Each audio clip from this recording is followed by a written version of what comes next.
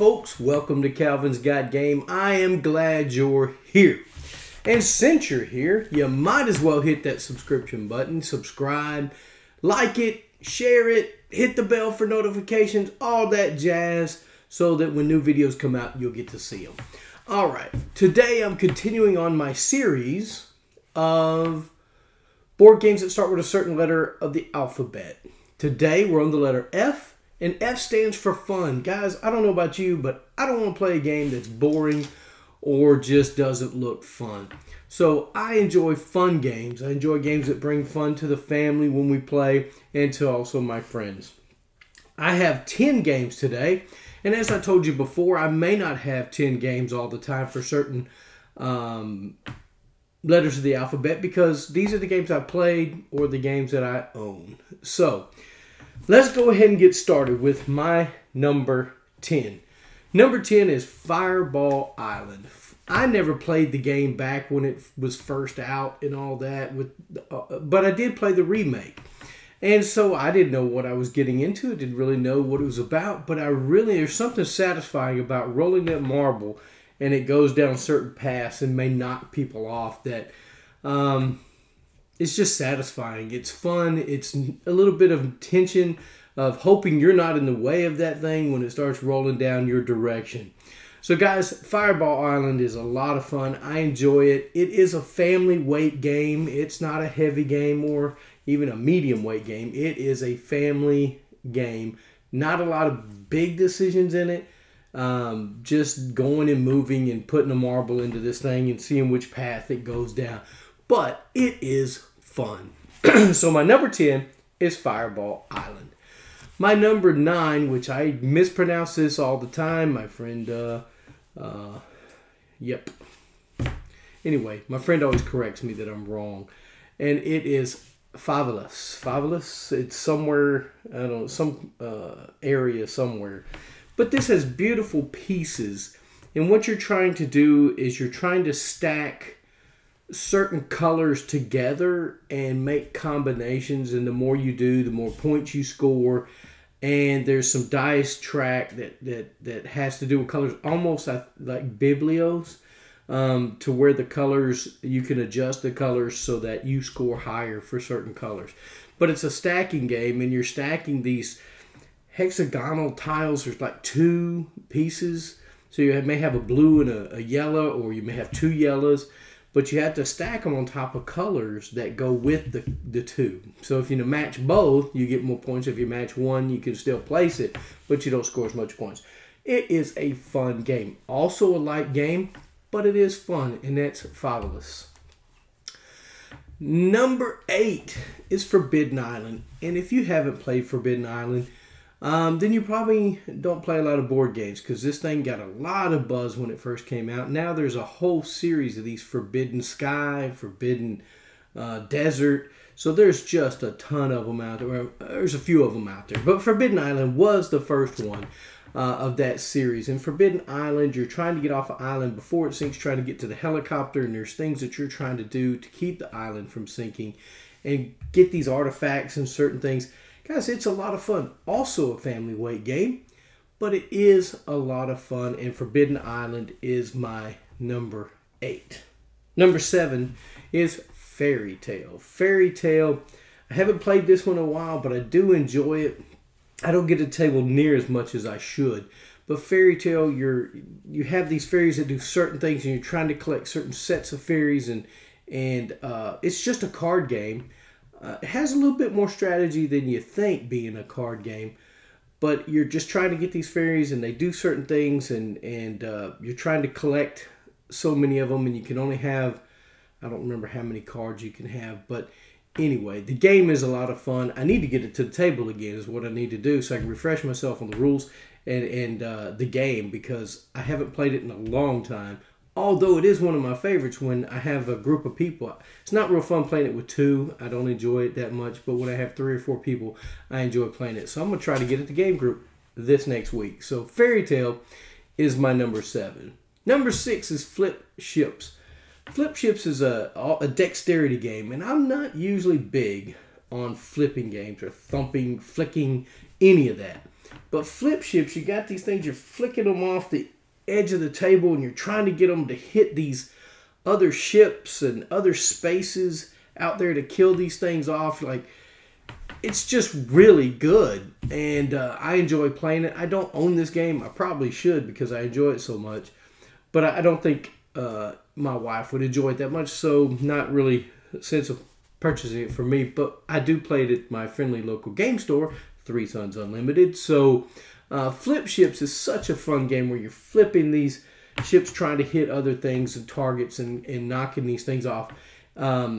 It's just a fun time, and we laugh and have a good time every time we play it. Flip Ships is my number 6.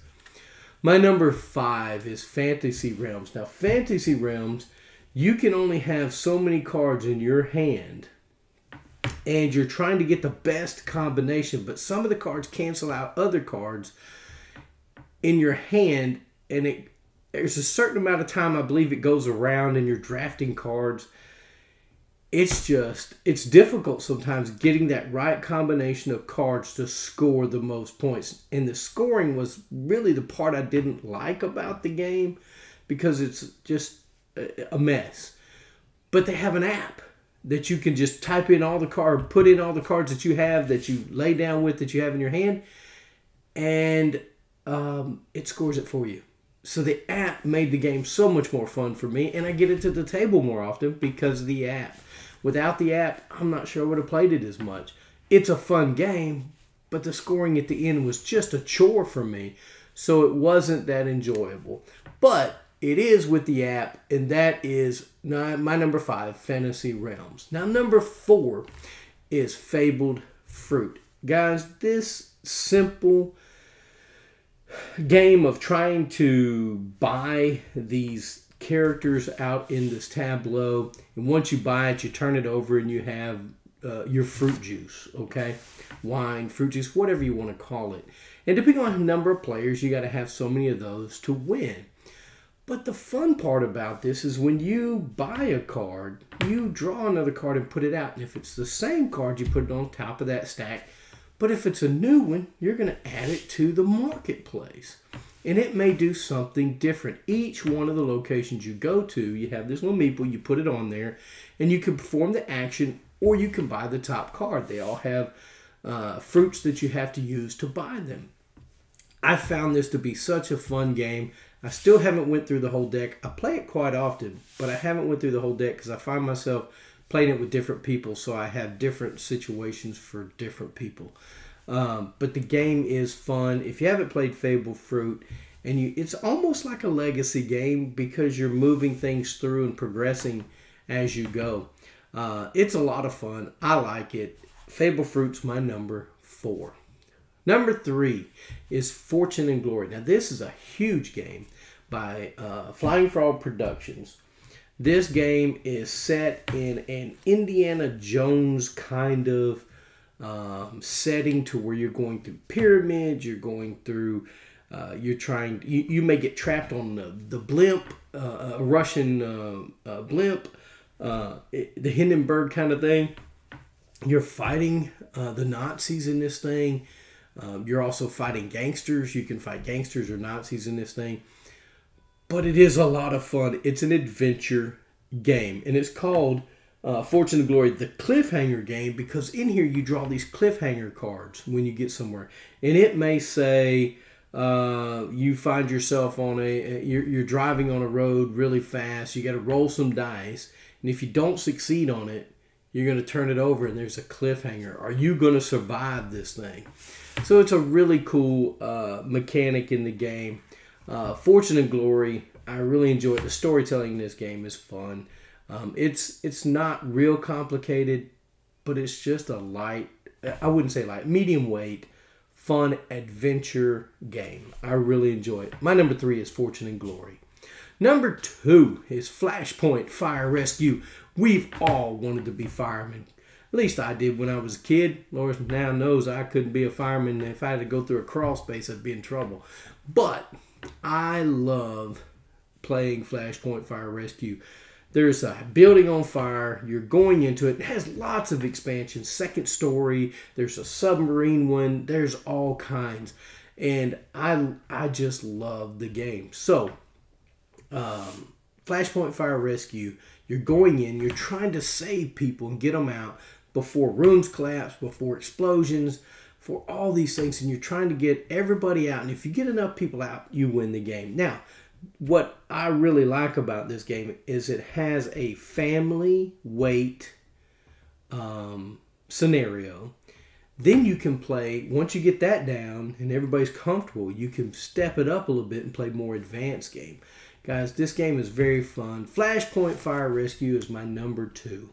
Now, my number 1 game. This game is fantastic. It's Forgotten Waters. Guys, Forgotten Waters is such a... I love adventure games. I like storytelling games. Forgotten Waters does this in just... It just does it well. It has an app. If you don't like app-integrated games, then this game's not for you. I was on the fence about app-integrated games, but I've gotten used to it. I enjoy Forgotten Waters. They have voice acting on the app, and when it reads it to you, and they're doing it in the accents and the pirate talk, it just brings you and immerses you into the game. But the decisions you have to make while you're on the ship as a crewmate, it's just so good. Guys, Forgotten Waters is fabulous. If you've never played it, I would suggest to you, find somebody who owns it, sit down and play it with them. And if you're close to me and you come to Three Sons Unlimited at my friendly local game store, I'd be glad to play it with you. I own it. I'll bring it. Just let me know if you see me in there. Say, hey, I would really like to play that game, and I'll bring it. Now, we're going to have to put about 3 hours. Set aside 3 hours to 4 hours to play this game. There is a section in there where you can break off, but to play kind of the whole one scenario, it's going to take about 3 to 4 hours. So make sure you're marking time to do that. Guys, I'm just so happy that you guys are here. I'm happy you're subscribed. I really appreciate all the folks who have already subscribed. Guys, my viewership, I have more unsubscribed watching this channel than I do subscribe. Hey, all you guys that aren't subscribed, hit that subscribe button. You came and you watched it for some reason, right? You must have enjoyed it. Hit that subscribe button for me. Also, hit that like button. Hit that bell. I sure would appreciate it. And as I always say before I end my videos, get a board game to the table. Spend time with your friends and family, because you never know how much time you'll have with any of them. So please enjoy your family and your friends and play a board game with them and spend that time. And once again, I want to tell you, thanks for watching Calvin's Got Game.